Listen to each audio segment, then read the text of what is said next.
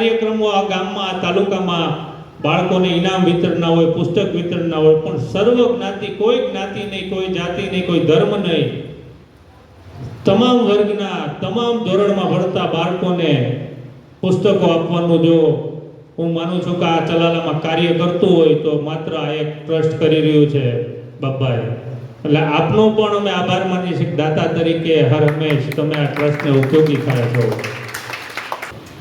બધા કાર્યક્રમ તો માન મોભા માટે ઘણા કાર્યક્રમ થતા હોય, ઘણા એના પોતાના વ્યક્તિગત સ્વાર્થ માટે થતા હોય, પણ જે નાના બાળકોને જે ખુશ કરવા અને એને જે આનંદ મળે જ્યારે ચોપડા વિતરણ થાય એ ગૌરવની બાબત છે. અને આ સંસ્કાર હું ઘણા ટાઈમથી જોઉં છું. આવા ઘણા કાર્યક્રમો કરે જે કાર્યક્રમમાં એનો અંદર સ્વાર્થ ક્યાંય ન હોય, માત્ર એક સેવાની પરમાત્માની ભાવના હોય, એવા સંસ્થાની અંદર અહીંયા ઉપસ્થિત આદરણીય શ્રી જયરાજભાઈ, રાજુભાઈ, દલિત દાદા, કાળુભાઈ, બાપુ, કેતનભાઈ, તમામ જે મિત્રો અહીંયા પધાર્યા છે, મારા સદસ્યો છે, મારા અંગત મિત્રો છે, બાપભાઈ છે, કમલેશભાઈ છે, તમામનો હું સંસ્થા દ્વારા આભાર કરું. તમે આવા કાર્યક્રમની અંદર આવવાનો ટાઈમ ફાળવો છો. બાકી તો બધા મોટા મોટા કાર્યક્રમમાં જવાનો તો બહુ શોખ હોય બધાને, મને હોય. આવા કાર્યક્રમમાં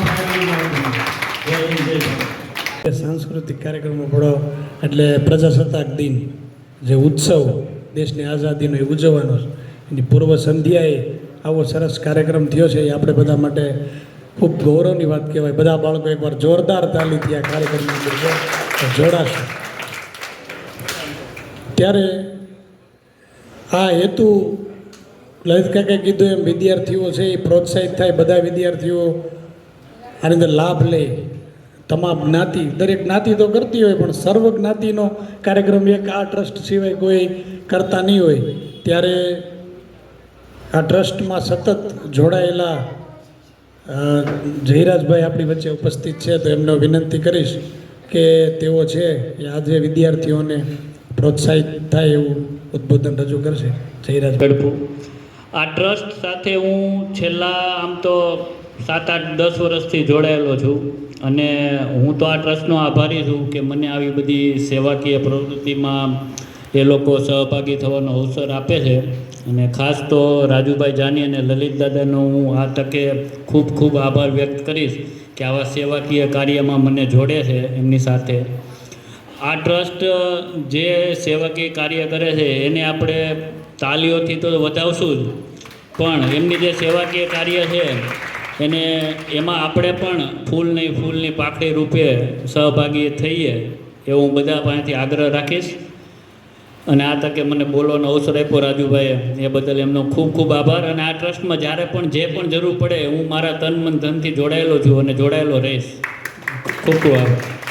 આ ભવ્ય અને દિવ્ય કાર્યક્રમ લલિત દાદા હું એટલે કહીશ કારણ કે શિક્ષણમાં જે મદદરૂપ ફૂલની તો ફૂલની પાખડી રૂપે ઉપયોગી થવાનો, મદદરૂપ થવાનો જે આ ટ્રસ્ટનો આદરણીય શ્રી રાજુભાઈનો, એમના માર્ગદર્શક આદરણીય લલિત દાદાનો જે આ પ્રયત્ન છે એને એકવાર આપણે જોરદાર તાલીઓથી વધાવીએ.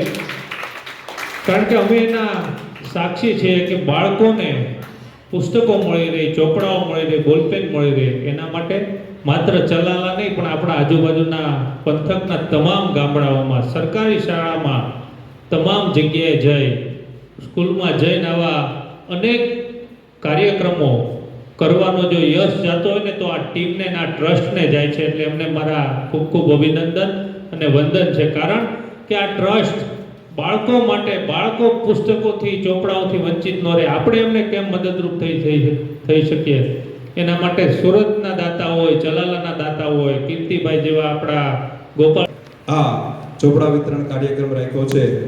એની અંદર આ કાર્યક્રમમાં આપણે જે મહાનુભાવોને આમંત્રણ આપ્યું છે એ બધા મંચસ્થ મહાનુભાવો અહીં ઉપસ્થિત છે એ બધાનું હાર્દિક સ્વાગત કરવામાં આવે છે.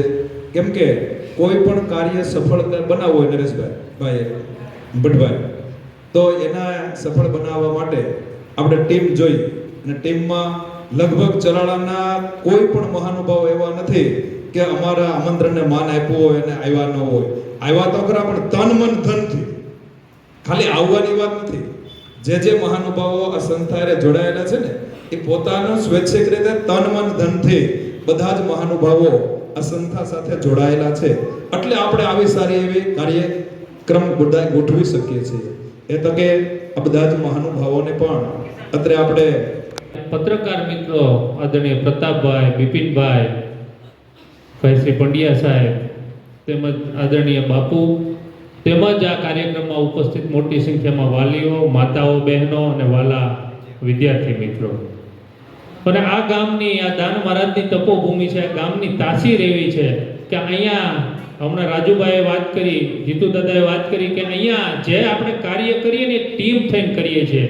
એક આંગળીની કોઈ કિંમત નથી પણ એક જ્યારે મુઠ્ઠી બને ને ત્યારે આવા સત્કાર્યો થઈ શકતા હોય છે. આ જે બિલ્ડિંગમાં જે વાડીમાં રાજુભાઈને વિચાર આવ્યો લલિત દાદાને કે ભાઈ સાંઈ મંદિર દૂર થશે, વરસાદી વાતાવરણ હોય, આ વાડીમાં આપણે કાર્યક્રમ કરો તો આ તકે આ જૈન સમાજની વાડી અને એમના પ્રમુખનો પણ આપણે આભાર માનવો પડે કે વિનામૂલ્યે રાજુભાઈ આપણને કાર્યક્રમ કરવા માટે આ વાડીની વ્યવસ્થા કરી આપી. એટલે આ ટ્રસ્ટ હતી એમનો પણ આભાર માનીએ.